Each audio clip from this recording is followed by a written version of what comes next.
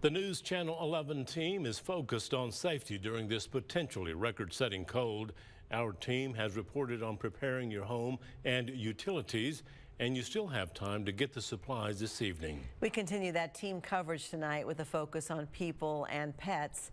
KCBD News Channel 11's Joshua Ramirez and Natalie Falkenberry join us live this evening from across Lubbock. And Joshua, let's start with you and a focus on people, specifically those who are homeless. For anyone without a home, what kind of help is available? Well, Karen and Abner, every year when Lubbock experiences these freezing temperatures, the Salvation Army deploys the Cold Patrol to bring people in off the street and to provide them with some extra resources. Now, David Worthy with the Salvation Army told me today that tomorrow will be the first time this season that team will canvass the city.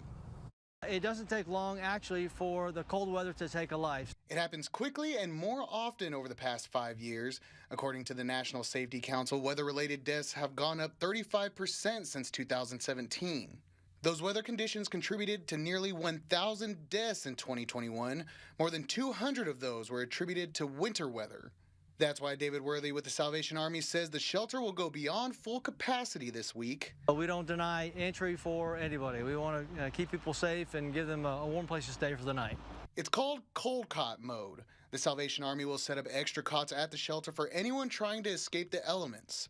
Worthy says on cold nights like the ones coming our way, the shelter will see between 50 and 100 more people than usual. But not everybody will come to the shelter for help.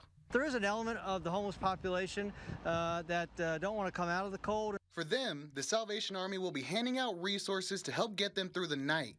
2 trucks with the shelter's Cold Patrol will canvass the city beginning Thursday. Gloves, hats, scarves, cold weather gear, just those items that are going to protect you through the night in bitterly cold weather. If you see someone who may need a warm place to stay, Worthy says you can get a hold of the Cold Patrol through the Salvation Army's Facebook page or by calling the shelter. Then a crew will head out to assist. If we have both trucks out on the street, it usually takes us 15 or 20 minutes to respond. Now Worthy says that the Salvation Army could not provide these services alone. The shelter is always taking donations of winter gear as well as monetary donations to help those suffering homelessness across the South Plains. Karen and Abner. Thank you, Joshua.